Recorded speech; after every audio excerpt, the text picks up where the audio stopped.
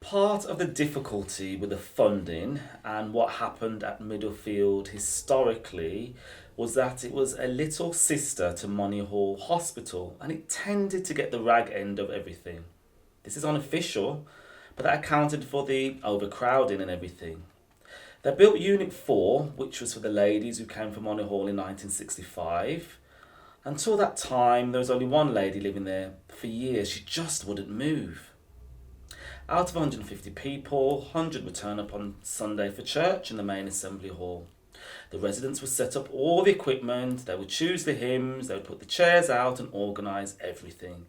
They did everything. It was entirely self-controlled. We also did a community service that was ecumenical. That would be about 40 or 50 people in the assembly hall. At Christmas, we had a Christmas scene which was mimed with commentary.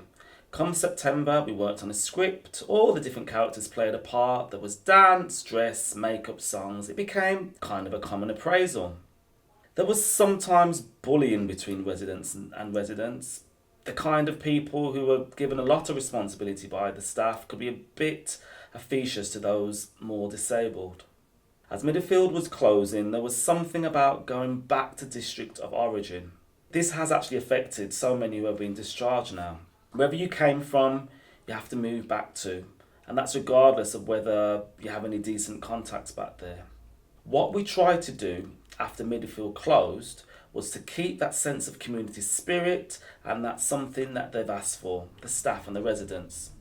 We refer to these as reunions. At the moment, we're having Sunday services in the individual bungalows. We're having to alternate because the congregation is about 25 people and you can't fit 25 people in a small bungalow.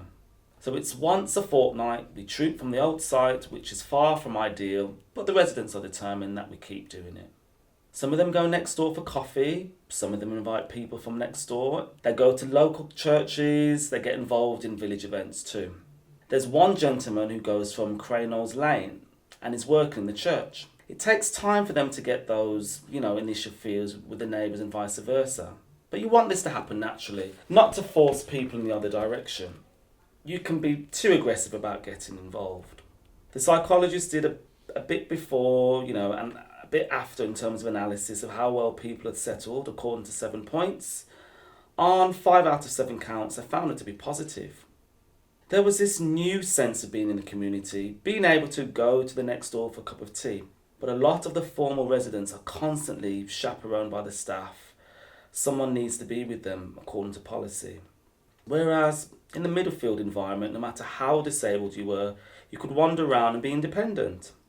So there is a loss of some kind of independence for the former residents, but there's an incredible new range of choice.